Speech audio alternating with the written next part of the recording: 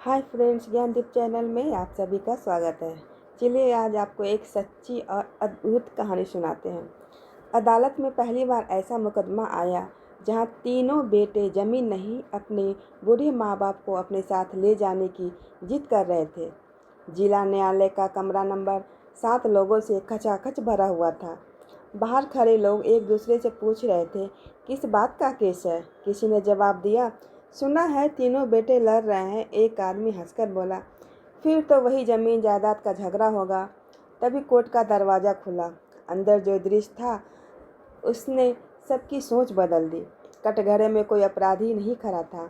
वहाँ बैठे थे 70 वर्षीय रामस्वरूप मिश्रा और उनकी पत्नी सरला देवी। दोनों की आंखों में आंसू थे। उनके सामने खड़े थे उनके तीनों बेटे विनय, दीपक और मोहित।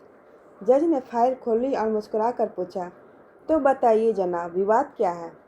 सबसे बड़े बेटे विनय ने हाथ जोड़कर कहा, माननीय न्यायालय, मैं अपने माता पिता को अपने साथ रखना चाहता हूँ।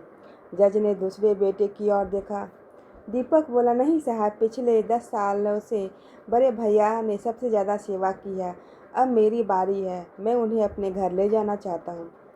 तीसरा बेटा मोहित रोते हुए बोला, दोनों भाई गलत है जज साहब।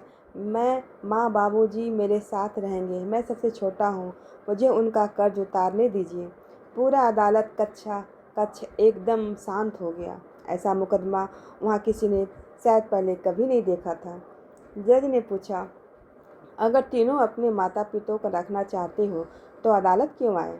रामस्वरूप जी ने कांपती आवाज़ में कहा, हजूर, यही तो हमारी परेशानी है। उन्होंने आगे कहना शुरू किया, हमने तीनों बेटों को ईमानदारी से पाला, खेत बेचकर पढ़ाया, खुद फटे कपड़े पहने, लेकिन बच्चों की फीस कभी नहीं रुकी। आज हमारी उम्र हो गई है। हम चाहते थे कि किसी एक बेटे के पास रहे ताकि बाकी दो अपने परिवार पर ध्यान दें, लेकिन इतना कहते कहते उनकी आवाज़ें भर्रा गई। तीनों बेटे हमें छोड़ने को तैयार ही नहीं है। जज ने सबसे बड़े बेटे से पूछा, तुम क्यों रखना चाहते हो। विनय ने बोला, जब मैं छोटा था मुझे पोलियो हो गया था। डॉक्टर ने उम्मीद छोड़ दी थी। बाबूजी मुझे रोज़ 5 किलोमीटर गोद में उठाकर अस्पताल ले जाते थे। अगर उन्होंने हार मान ली होती तो आज मैं चल भी नहीं पाता। अब उनकी चलने की ताकत चली गई तो क्या मैं उन्हें छोड़ दूँ। पूरा कमरों में सन्नाटा छा गया। दूसरे बेटे दीपक की बारी आई। उसने जेब से एक पुराना रुमाल निकाला। यह माँ का है। जब इंजीनियरिंग की फीस भरने के पैसे नहीं थे, माँ ने अपने शादी के कंगन बेचे थे, लेकिन मुझसे कहा था कि कंगन चोरी हो गए हैं ताकि मुझे अपराध बोध ना हो। उसकी आवाज़ टूट गई।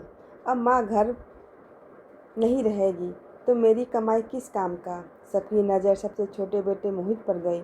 वह कुछ देर चुप रहा, फिर बोला, जब मेरा एक्सीडेंट हुआ था तो डॉक्टर ने कहा था कि खून तुरंत चाहिए।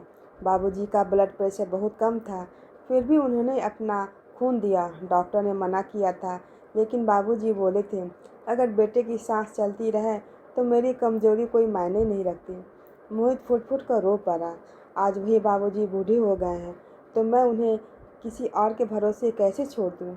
अब अदालत में बैठे लोग भी आंसू पोंछ रहे थे। जज ने सरला देवी से पूछा, माँ, आप किस बेटे के साथ जाना चाहती हैं। सरला देवी मुस्कुराई, यही तो मुश्किल है साहब, तीनों हमारे दिल के टुकड़े हैं। कुछ देर अदालत में खामोशी रही। फिर जज ने कहा, आज फैसला कानून नहीं, संस्कार करेंगे। उन्होंने तीनों बेटे से पूछा, अगर मैं माता पिता को वृद्धाश्रम भेज दूँ तो। तीनों बेटे एक साथ चीख पड़े, नहीं नहीं, कभी नहीं। जज की आंखें भीग गई। उन्होंने फैसला सुनाया, यह अदालत आदेश नहीं देगी कि माता पिता किस बेटे के साथ रहें, लेकिन यह दर्ज करेगी कि इस शहर में एक ऐसा परिवार है जहां बेटे संपत्ति के लिए नहीं, अपने माँ बाप की सेवा करने के अधिकार के लिए लड़ रहे हैं। फिर उन्होंने मुस्कुरा कर कहा, रामस्वरूप जी और सरला देवी जहाँ चाहें रहें, लेकिन हर रविवार तीनों बेटे, तीनों बहुएं और सारे पोते पोतियों एक ही छत के नीचे उनके साथ भोजन करेंगे। अदालत के बाहर मीडिया ने तीनों भाइयों से पूछा, आप लोग यह मामला आपस में सुलझा सकते थे। विनय ने जवाब दिया, हाँ, लेकिन हम चाहते थे कि दुनिया भी देखे। दीपक ने बात पूरी की कि माँ बाप बोझ नहीं होते, मोहित ने आंसू पोंछते हुए कहा। और जिस घर में माता पिता के लिए झगड़ा हो, उस घर से बड़ा कोई तीर्थ नहीं होता। उस दिन की खबर अगले दिन अखबार की पहली सुर्खी बनी। पहली बार अदालत में बेटों के जमीन के लिए नहीं, माँ बाप की सेवा का अधिकार मांगा था। कहते हैं उस खबर को पढ़ने के बाद शहर के 2 वृद्धाश्रमों से कई बुजुर्ग अपने अपने घर वापस चले गए, क्योंकि लोगों को समझ में आ गया था कि माता पिता की सबसे बड़ी विरासत उनकी ज़मीन नहीं, उनका साथ होता है।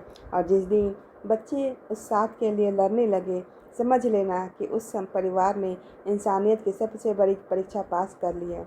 अगर यह पोस्ट आपको अच्छी लगी तो हमारे चैनल को like and share and subscribe करें। धन्यवाद। मिलते हैं कोई नई जानकारी के साथ।